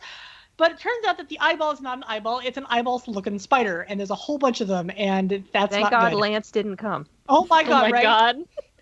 I think Lance would have passed out and then gotten eaten by spiders. No, that Like, would have been one of my Of course. bingo spots, and I would have gotten bingo. I wish he would have come. They would have had to carry him. They would have had to carry him the rest I of the know, way. right? Or he would have got all Looney Tunes, and he would have gone straight through all of the walls to the You're center right. of the maze. Oh yeah, that's true. They couldn't have brought him. He'd been too OP. Yep. So they're fighting off spiders, and Rapunzel figures out the riddle, because the riddle is that what kind of a room is bigger in the rain and non-existent in the sun? And the answer is mushroom. And she figures it out, and Eugene spots the mushroom, and he jumps over spiders to grab this mushroom that turns out to be a lever that opens the door, and they manage to run through the door and avoid the spiders. She's Yay. so smart. Congratulations to them.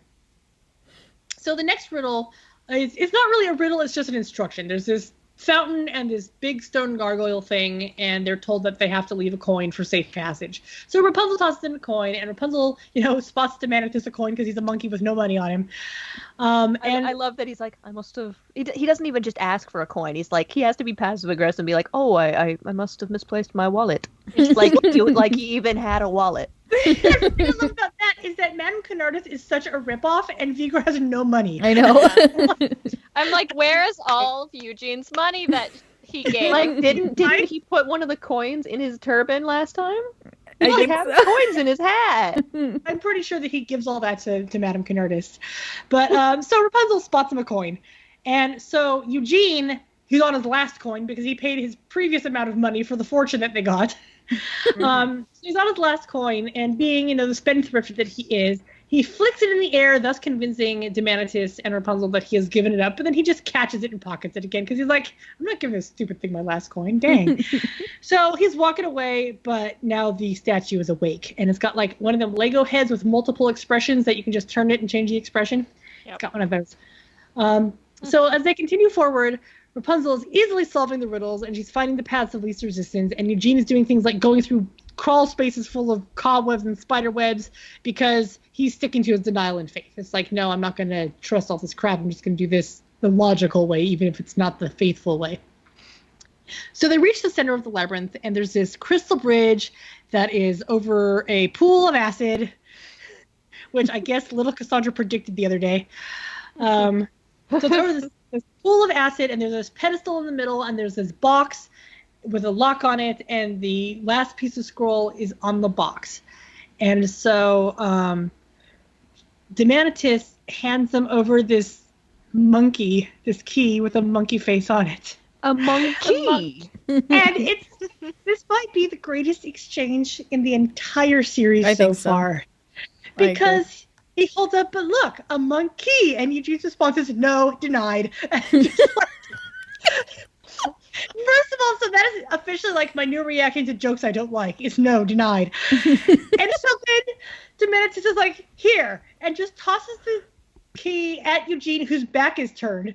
So the key goes right past him and falls off the cliff into the pool of acid.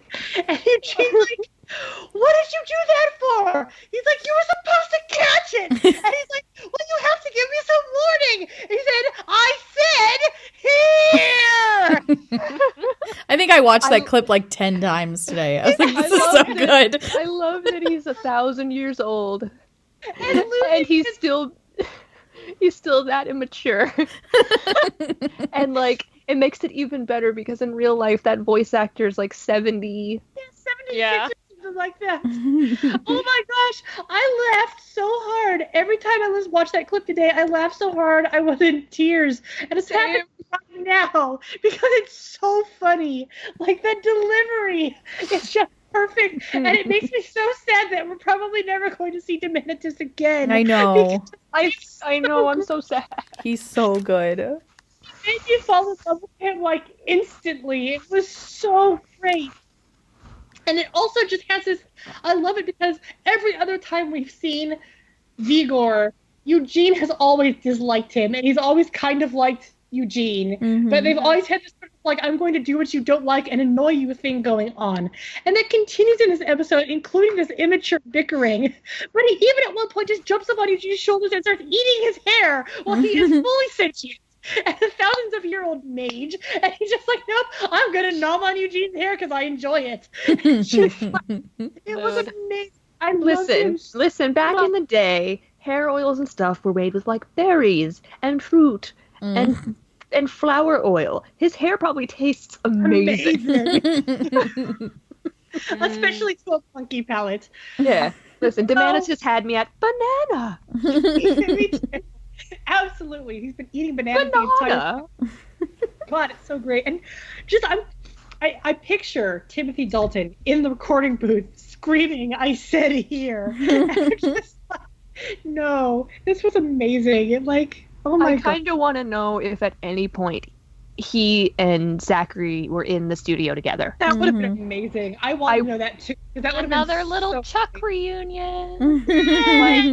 Like in the next Q&A that the fandom does with one of the creators of the show, someone needs to ask, were they ever in the same room? Yeah. Because that's not spoilery information. We can ask that. Yeah, we can totally ask that. That's not a spoiler at all, especially now that the episode's done and gone. You know? Yeah.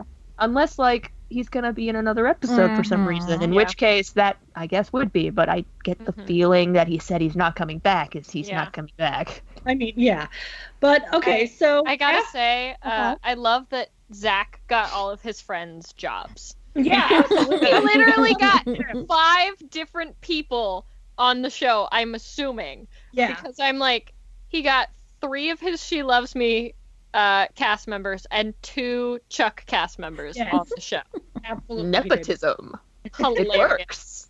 Yeah. Well, honestly, you gotta look at it this way. If you're a casting director and you have this person who has this huge variety of acting gigs he's done, because Zachary has done a huge variety of acting gigs, both stage and screen and TV screen, and so he's all over the place, and he's so charismatic and he's so funny, and so they're like, okay, here's the kind of voice we're looking for. Who do you think? Do you know anybody that you think would work well in this role? So I mean, it's so much easier to ask the actors you're working with than to throw out a casting call. You know? Yeah. Oh yeah, absolutely. So, I mean, no wonder, seriously. Unless there's a case of, like, a character was designed with a specific voice in mind. Yes. Yeah. Which can sometimes be the case, but, like... Absolutely. So after they have this little moment of hysterical bickering, Rapunzel points out that Eugene is a thief and knows how to pick locks. So he says, Rapunzel, bobby pin me. I love So that she cute. has bobby pins in her hair. Like, Yeah, how me long too. does she take in the morning? I know, right? Well, I know that, like, takes hours just to brush it, even with multiple people working on it. But she's still, like, pins her hair, coifs it up. She's able to just take those beads out and just whip her hair around, but she's got bobby pins that keep it from getting, like, messy. Yes. When she does that. I love it. That's actually, I mean, that is a little bit of, like, unnecessary consistency. That's like, oh, well, that explains that, and I never even asked, you know? So he walks across this rickety crystal bridge. He picks the lock, he gets the piece of scroll, and he's coming back, but the bridge starts to crumble on him, so Rapunzel whips out her hair and grabs him, and he's just like, haul me up, I'm in front of acid. So she hauls him up, and they now have the 4 pieces of scroll, and they spread them out, and it magically puts itself back together. So it's not like they even need, like, ye old Scotch tape. It fixes itself. Which is so, because honestly, you looked at, like, the previous pieces, and it's like, well, that's not like a perfect puzzle. So that's a little bit disconcerting. But now it's like, it just heals itself up. It's beautiful. So, Flower glow, power shine, clock reverse, mine. So, unfortunately, as you may recall, Eugene did not actually give his coin to that gargoyle thing, and it has now caught up to them. So, like, I don't know if this is another Road to El Dorado reference, that now they have a giant stone creature chasing them, but now they've got a giant stone creature chasing them. And I also thought of another possible El Dorado reference. Eugene's face when they see the labyrinth seems very reminiscent of, like, how Miguel and Tulio look when they look at El Dorado for the first time. But maybe that's just me. that could also be just, like, this is the face people make when they're shocked, you know? So, this, I thought, was a fantastic little moment because DEMANITUS is like, I'm going to atone for the mistakes that I've made. And so he distracts the gargoyle thing so that Rapunzel and Eugene can, like, escape into a safe room. That is only safe for a brief period of time because the thing can break in. What were you going to say? I was just going to say, I find that super interesting that he phrases it that way because the only mistake previously that it seems like he made was not putting an off switch on the robot. It's like, so what other mistakes is he trying to atone for? I mean, it's got to do something with the whole Zhan Tiri thing. Like, who let Zhan Tiri out in the first place? Like, who gave his pupils the means? Who gave his pupils the means to release Zhan Tiri? Yeah. So, oh my God, it's never mind. I mean, he did say Zhan Tiri was his old foe, so they had fought before. Yes. It's like something, but I don't know if anyone else would get it. So. Yes, you never know. Oh, it's like in Full Metal Alchemist Brotherhood, when Hohenheim releases the first homunculus. They used to be friends. They worked together, and then he lets them go, and he turns against him. So maybe you're right. I didn't get it. That's fine. But I get what you're saying. I get what you're saying. That's a very common trope to that, where it's like friends who used to be friends who are now enemies. There's something else I'm thinking of that, like, I feel like I watched recently where that same kind of thing happens. It's like, this is my little... Oh! It's Gravity Falls. That's the other thing. I was actually thinking Gravity Falls stuff when he literally confirmed Zhan Tiri is a monster from another dimension. I was like, oh, he's just in there hanging out with Bill Cipher while he waits to come back. Oh, jeez. I was like, wait, what is it? And I'm like, it's Bill! Because, they used to work together, and now they're enemies. Yeah. Yep. So they get into the room, and they manage to lock the door, but they're also now trapped because that thing is out there banging on the walls, is going to break the thing down. And DEMANITUS reveals to them that he's running out of time, that his time to be with them is almost up, and he's only got a little bit of personality left. So he reveals that one must unite the Sundrop and the Moonstone in order to unlock the ultimate power, and that the scroll has instructions to do so. He says that he was testing Rapunzel's faith to make sure that she was of pure heart enough to wield the power of both the cosmic entities, because a pure heart can do great good, but an impure heart will unleash unspeakable destruction. He also reveals that if the Sundrop and the Moonstone are never united, the Black Rocks will seek her out forever and destroy everything. And then... my God. He says to Eugene... The moon cannot shine without the sun's light. She gives you light. So, Eugene is the moon? Moon-Gene! All hail the mighty Moon-Gene.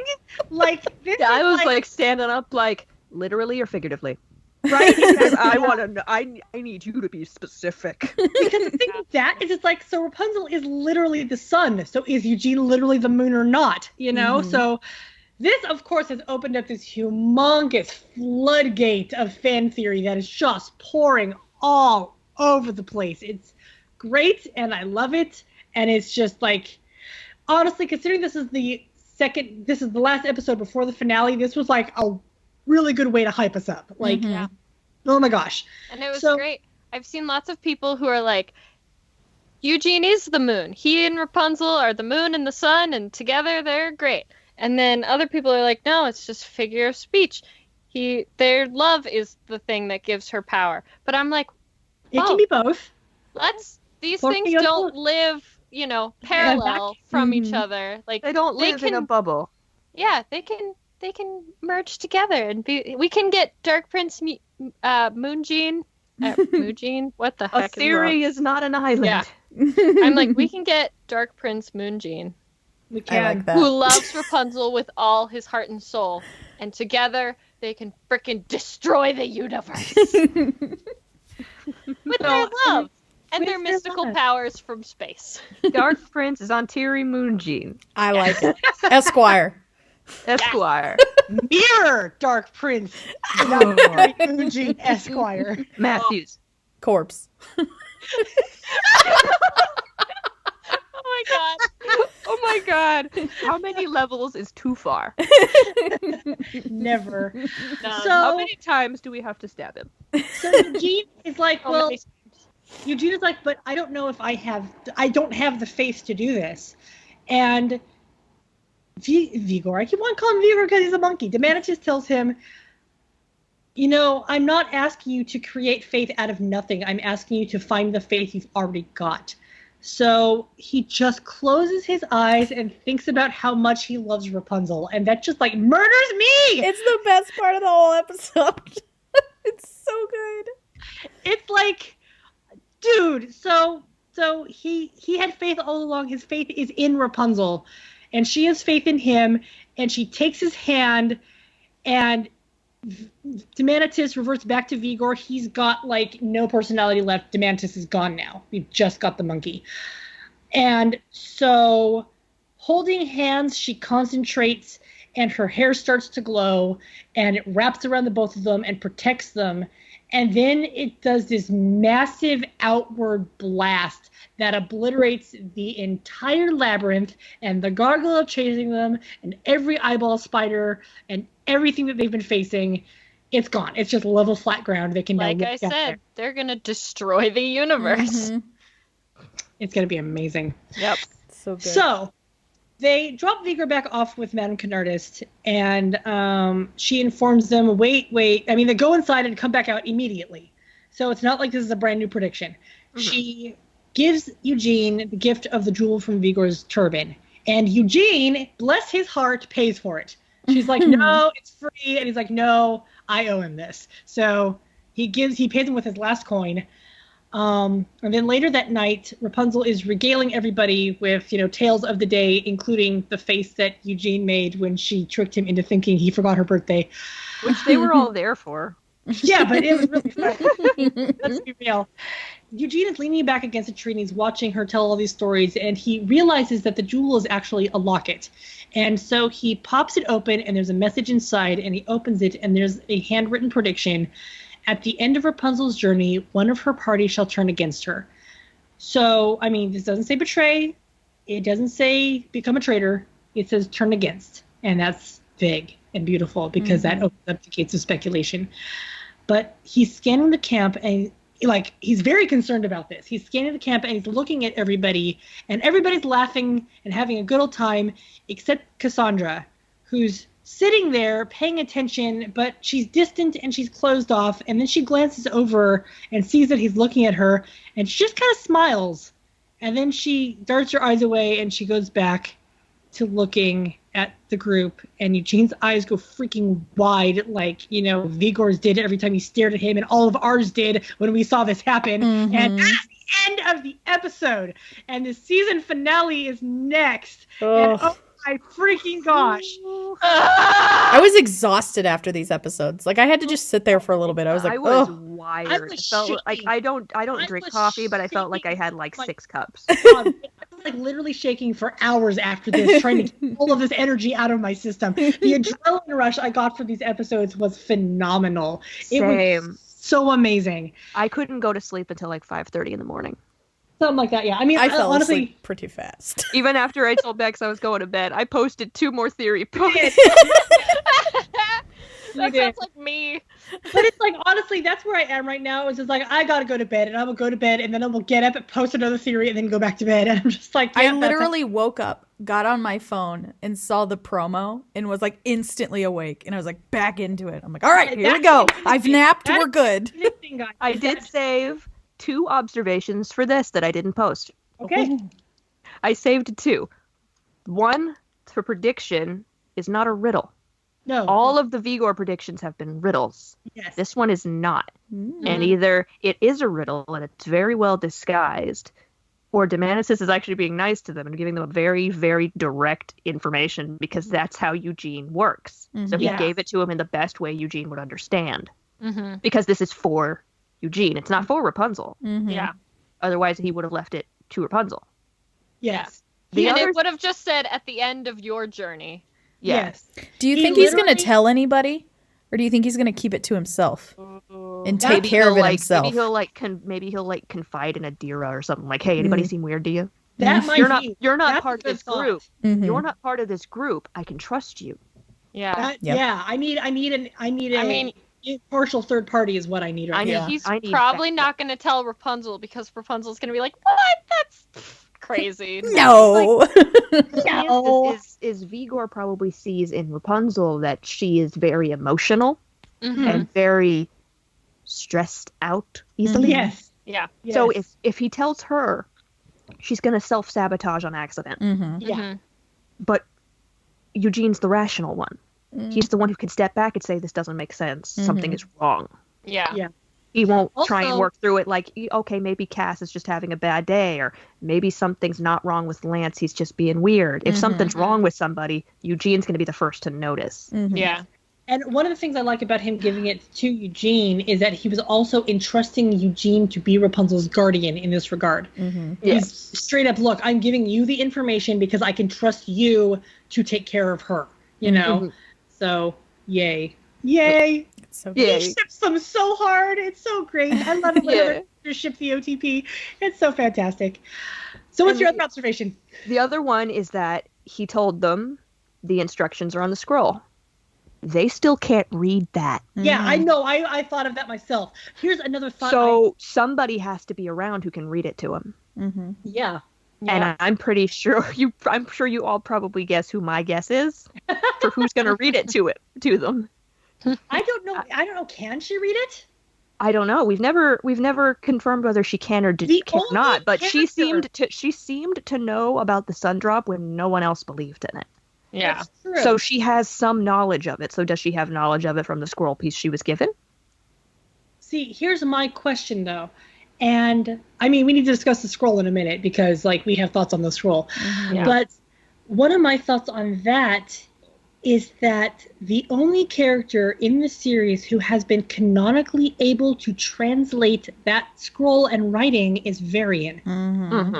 And I don't think he's going to be in the season finale, but that doesn't mean that they're not going to like cart their information back to Corona and be like, dude, we need your help. Yeah. Because Xavier's probably got knowledge on this stuff, but we've never seen him directly read the old information. Yes. He's referenced it. He's told stories that have been told by word of mouth, but he's never directly read it Yes. or written it or translated it in front of him. The funny thing is that not long before we started recording, I suddenly came up with this realization, is that when you look at the fourth scroll piece where the instructions are supposed to be, it has this diagram with the sun and the moon and all these lines and these two circles. And in one circle is a person and plants, and in the other circle is animals. And so I think that when Rapunzel combines the sundrop and the moonstone, her ultimate power is going to be to create life, and that she's going to bring the barren land of the Dark Kingdom back to life. Because Or at that least thing- she'll be able to if she can harness it. Yes, yes, absolutely. If she can harness it, she'll be able to. But I think that's what the ultimate power is supposed to be, is the creation of life. And I love that because if you look at why would that be the sun and the moon? Well, the sun is, the light that brings things to life, and the moon controls the tides and water and things. And so those are basically the building blocks of life on Earth, is the sun and water. And so, like, that's where I think this is going. Is And like that diagram right in the middle, it looks like an eye, like It a does. weird eye. It's so creepy. It does. It does. So yeah, so that was my observation that I had like just before we started. So I mean, people have probably seen that by now because I posted it before we started talking. But yeah, so it's so cool. But then also when DEMANITUS was telling the story, he showed where all of the pieces of the scroll were hidden, and one of them was in the graphic, and Varian had the graphic, but Varian probably found the graphic on, Kieran's stuff. And so the question is, how did Kieran get it? So obviously this is stuff that he entrusted to the Brotherhood. That's where I think the Brotherhood is starting to tie in, is that he entrusted the next piece, was in the Spire, and you know, he's DEMANITUS. He probably walked these things to these places himself, not necessarily to Kieran specifically to his face. Yeah. Mm-hmm. I mean, because he built the labyrinth and he hid it in the labyrinth, and that was all his own doing. And he put the one piece in the spire. And since the keeper of the spire is not eternal, because the keeper handed it off to Calliope, so therefore he's retiring. So the keeper's not eternal. So who knows how many keepers ago it was that the scroll was put there. But then the last piece was put in Adira's sword. And Adira, apparently, if you're going by the very first time we meet her, it looks like she crafted that sword herself out of the shard of black rock that the Moonstone broke when it did that power thing. Yeah. By the way, it's very reminiscent of what Rapunzel's hair did in the labyrinth. Yeah. Plus, like in the flashback, she doesn't have her sword on her back. Yeah. So the implication is that she created that sword and then was given the scroll piece. But that was 25 years ago. Unless the sword is just meant to represent Adira, because it's just the iconic image we relate to Adira. What else are they going to show? We're going to put it in her hair. In her hair, which looks like the Brotherhood mark, you know. Just show her freaking face. Just to stick that in her braid. So the places we've been given now are the Graftic or Kieran, the sword or Adira, the spire, which is just the spire. I mean, that was a one-shot thing, unless they like wave to her on their way back to Corona. Spire. Spire. Stop it. Spire. And then the labyrinth. So it raises that question that you threw out today, Beth, about, or reintroduced, I should say, is Adira immortal or not? Because, I mean, I know a lot of people have been thinking that maybe the Brotherhood is, because everybody likes to quote, if you look at the flashbacks, they don't look any younger, to which I always reply, yeah, but animation. You know? Yeah. It's like, I haven't been citing that as evidence for sure, just because it's like, you can't absolutely. use it. Well, absolutely. But here's the interesting thing. I would say it would be very interesting if they used that fact about animation to do that. Because because they can get away with it. Hearing. They're like, oh, look, if we make them look the same in the flashbacks, people will just say, oh, it's just the animation, but they're wrong. So that would be very interesting. So I have not thrown the idea of them being immortal out the window, you know? Yeah. So that's it. So that's an interesting thought all by itself. Yeah, so, plus there's like the statues that look kind of like them, but we don't actually see the faces of the statues. Right. But you do see the face of one statue in the new promo. It's like a bearded man. It looks like an old man, kind of like a Dumbledore-y looking. Interesting. Okay. Maybe so who knows who those statues are of? Who knows who the statues are statues of? Yes, and so it's just in true Tangled fashion. They have answered some questions, but given us 50 more questions in the process. Jerks.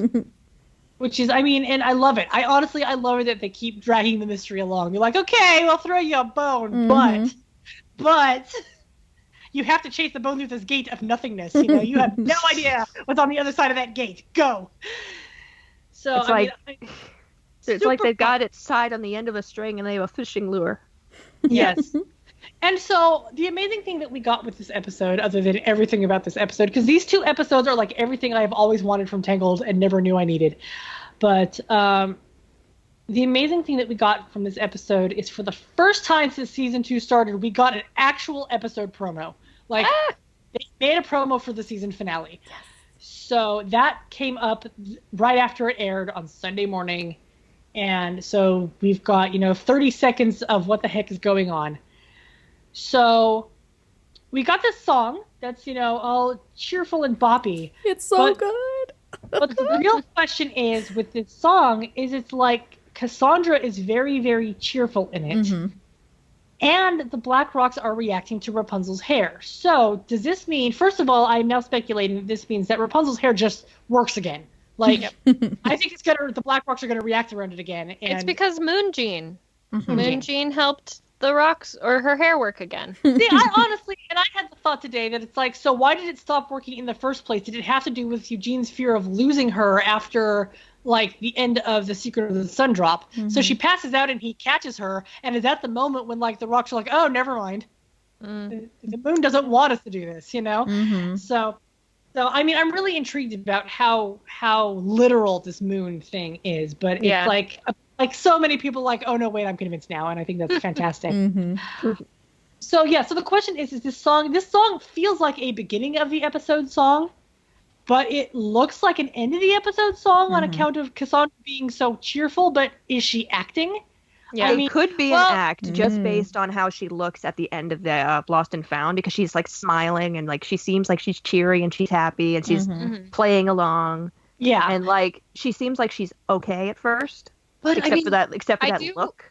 Want to also bring up that Eugene is also very cheery with Cassandra in this song. Yes, exactly. So I feel like if he was still like, oh, she's gonna turn against Rapunzel, he wouldn't. I mean, maybe he's also acting for Rapunzel's sake, but I don't know. Maybe maybe he's trying to gather evidence. Maybe she managed to like pull the act together long enough that he's like, okay, that was just a weird mood, Yeah. But also, like, this all raises the questions about Cassandra in the first place, where it's like, is that actually Cassandra? Like, we've got everything from whatever she saw behind that door has her so infuriated with Rapunzel that she's going to turn against her, or what if she saw behind that door Rapunzel's potentially ending the world, and so she's like, I have to stop her. Yeah. What if it is a doppelganger? Because it's not like the series is, short of doppelgangers these days. What if it's mind control? Because it's not like the series is short of mind control. I mean, Matthews said that, this wasn't the last, this wasn't over. So it's like what is it Matthews? Is it Matthews? Is it straight up Zhan Tiri? Is Zhan Tiri like, did he pull her in there and is now hitching a ride in the Sundrop's faithful companion to get the Sundrop to the Moonstone so that he can get them both? Maybe it's going to end up being a parallel for DEMANITUS. It's going to be betray by your best friend. And it's still going to be a Zhan Tiri thing. Yep. So we've got all these questions. Lots and lots of questions. So Rapunzel's hair is working again.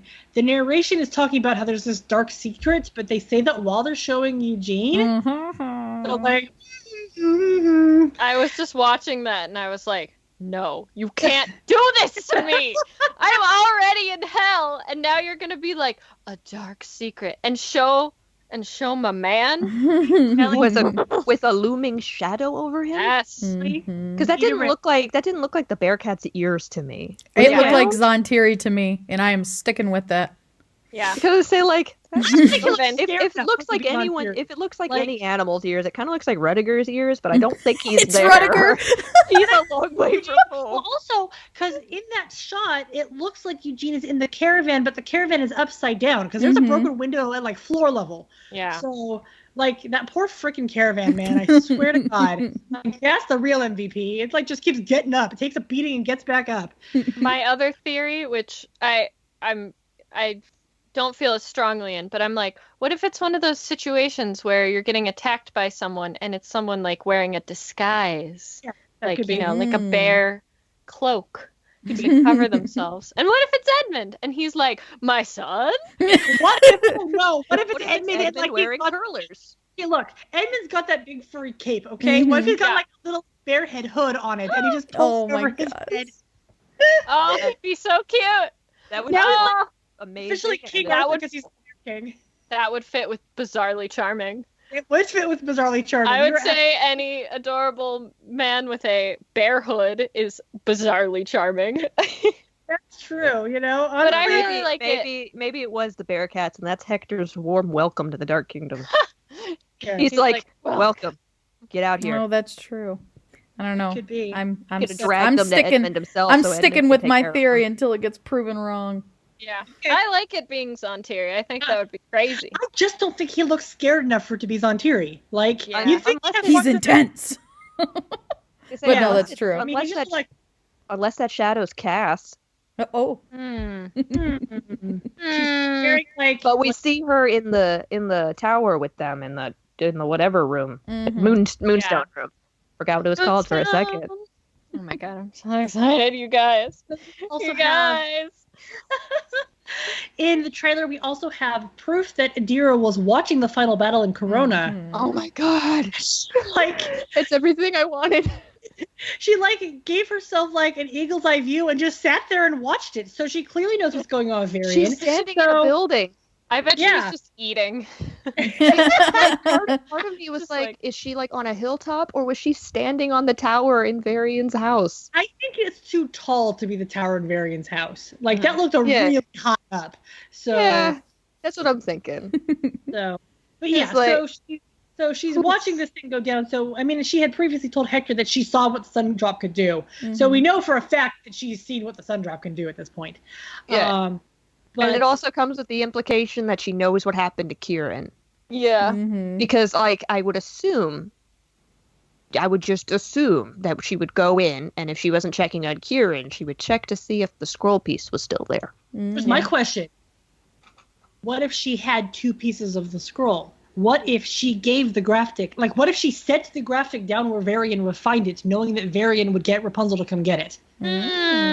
It's possible. I actually Yeah. had the same thought earlier, because it's like, how do we know that? Because Varian didn't really say where he found it. No, he did. He just says, I've got this thing, you know? Yeah, because, like, I found she the could thing. she could have left it somewhere she knew he would find it, Exactly. because And- she was just hanging out, I guess. Well, it's like she was Because no very one would hands-off. notice that. Think about that she was very hands-off for a very long time, you know? Like, it took her a while until she's like, okay, well, maybe she thought that if she dared show herself in Corona, that first of all, if Kieran was alive, he'd give her away. Or 'Cause he'd we tell her to still don't- leave. Or he'd tell her to leave, but because we still don't know what exactly Kieran is doing there, exactly, you know? Yeah, So and it's we also don't really have a very good idea of what their relationship was like. Yeah. Like, Yeah. were they really friends? I mean, And they, we also, I feel like Adira is hiding stuff. Like, Oh, I feel yeah. like Oh, of there's course a she is. lot we don't know about her. I feel Yeah. like she's got a grander plan than we can even imagine. I will say, no one has asked her. yeah, Every question they've asked, she's answered. that's Yeah. true. They haven't asked. However, we've also seen, like, we know for a fact that she sometimes shows up when the camera's not on the group. Yeah. I mean, so who knows? Maybe somebody's asked her at some point, but that's a very important question. So you would Yeah. think that they would show that question if somebody had asked that. But yeah, so we have less than a week, guys, and season 2 will be done. And amazingly, Don't say that. It's gonna be such a long week, guys.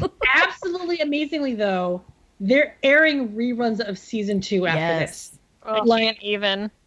Like, Bless. it's so amazing. It's so exciting. It was like the worst April Fool's Day ever. And then it's like 3 days later that she's like, sorry about that. Here's the real news and it's actually happening.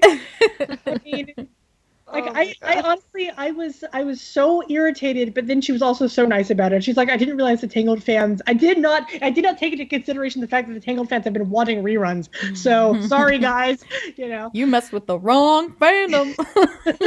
Like, you don't realize how thirsty we are, and you put a bucket of water in front of us. And then you kicked it over. We are going to drink that water. It's an April Fool's.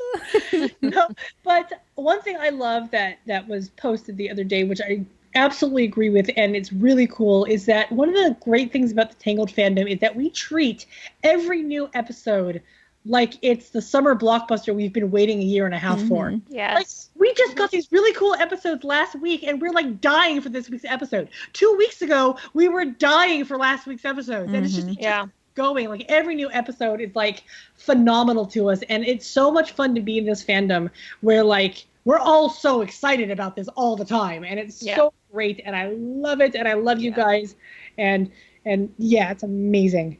I've never been in a fandom that's had this kind of relationship with itself. Mhm. Because, like, a lot of, like, random example, the Transformers fandom, everyone's kind of doing their own thing. There's really not this sense of unity in any of the circles I ran in, but in the Tangled fandom, even if, like, you're watching the show for a different reason as someone else, or you have a different favorite character, or you just don't agree with somebody's headcanon, you don't agree with, like, their theories, people just let other people have fun for the most part. And there are those couple naysayers who feel the need to come up and say, like, hey, I disagree with you and I don't like what you have to say. But they're few and far between. Yeah. And it's easy to not get wrapped up in that because there's so much love to be had. Yeah. And I've never personally experienced that before. And honestly, I feel blessed. Yeah, this is, I mean, I'm always talking about how much I love the Tangled fandom, and like, straight up, I love the Tangled fandom. It's really, really great. Yeah.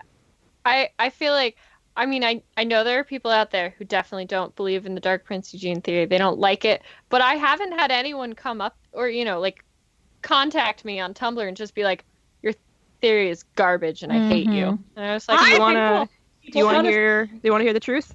I had that blacklisted. well, oh, Dark Prince Eugene? Yep. That's I fine. had the tag blacklisted for a while because I'm just like, oh my god, it's everywhere. I'm sorry. No, it's fine. But that was my solution. I didn't feel the need to say anything to anybody about it. If someone asked, I'd be like, I'm not on board. Yeah, but that's but totally no, fine. If no Like, one asked, I wasn't going to give my opinion. Yeah. Exactly it. And that's the way most of the fandom acts is like, I don't like this thing, and so I'm not going to talk about it. You know? Yeah, exactly. It's like, look, I'll talk about it if you bring it up to me, but otherwise, I'm going to post about what I want to post about, and I'll just mind my own business. And reblog what I want to reblog. I mean, and that's just is. Like, there are things I generally don't talk about, and I'll sometimes get asks about them, and I always feel like weird answering asks about them because I'm like, there's a reason I don't talk about this, you know? Yeah. And so, I mean, but yeah, so you get things like that, and, but overall, like, the fandom is just so great. And I know there's been a lot of frustration lately about various things, but it's evening itself out. I think a lot of it is also that because the fandom is getting so high-keyed because we're so near the end of season 2 that, like, things are going to, like, mediate out and chill in a bit. Yeah. And, oh, hey, Beth, it just occurred to me that, like, the rest of April at least is not going to have, like, new episodes in it. Oh, yeah. Second half of April will actually pay attention to the thing. At least a little. Props to, like, Major Abby, who's, like, on it every week. She's like, there's, like, 3 different, 3, 4, 5 different, like, things. And I love got him her. in my queue. I love her and her dedication to the supporting characters. Because what's the other one? Shiitake Mushroom. Yeah, Shiitake Mushroom. I've got their stuff in my queue also. Shout outs, props. Yes. I love you guys. So that's some good stuff. But yeah, so I guess that about wraps it up, and this was a super long episode. Oh my goodness, yeah, it's midnight here. This is a Chris Sonnenberg level one. Dang. It's actually, I think, longer than his. The editor's like, I'd like to thank the Academy. And here I was last week saying it's not nearly as exciting as Chris Sonnenberg, but no, this was... Thank you for underselling me. You're welcome. I wanted it to be a super duper surprise. I think what I really meant was more like this isn't going to be a Q&A, guys, you know? Yeah. No, I totally understood. I was like, listen, I'm no one official. Happy you don't know me. It's totally cool. Though, like, since you answered that ask that somebody actually sent, like, quoting me, I've gotten, like, an influx of followers. Oh my gosh, that's amazing. I'm just like, oh, wow, this is what it took? Yep. Yeah, I got that this morning. I was like, aw. I was so flattered. That's great. That's super great. Yeah, no. I mean, this is a wild ride. It's like, even as a person in the fandom, it's a wild ride. So, but yeah, so that about wraps it up for this one. Like I was saying, thank you for joining us again, guys. Thank you for joining us, Beth. This was a lot of fun. Yes, thank you for having me. Absolutely. Having the conversation with an extra person is always fun, and we're dork people who did not keep doing that, even though we totally could have during the hiatus. Yeah, and the funny part about all this is, like, I went into this not expecting to be a Dark Prince Eugene believer. So I was expecting to be, like, the skeptic in the room, and we were just going to have a discussion about how I'm still skeptical, and it'd be, like, discussing, like, why I don't believe it. But no. That's not what happened. Ellie wins! I mean, honestly, with the whole Dark Prince Eugene thing, saying what we were saying earlier about people not believing the theory and whatnot, there was that one person who did those edits. He's like, look, I don't believe the theory, and I don't want it to happen, but, like, here's some cool edits for you, because people are excited. And so like, happy because I'm totally fine. I totally understand I don't like it, I don't understand it, I don't believe in it. I totally get that. But I really appreciate people who are still making stuff. Yeah. Even if they don't feel fan art has been amazing. Oh my god, don't even get me started. I love all of you who are making fan art. Send it my way. I want if you make prints, I will hang it on my wall. I will buy it from you. Just oh god, I love you all. Yes, maybe when I'm not sick, I'll do some. Yay! Yes. Oh Ellie will, guys, Ellie will literally buy Dark Prince Eugene prints from you. So I literally Well, So yeah, Instead of Dark Prince Eugene, it's Dark Prince Eugene. Heyo. Prince Eugene. yes. No, denied. You don't have to like it.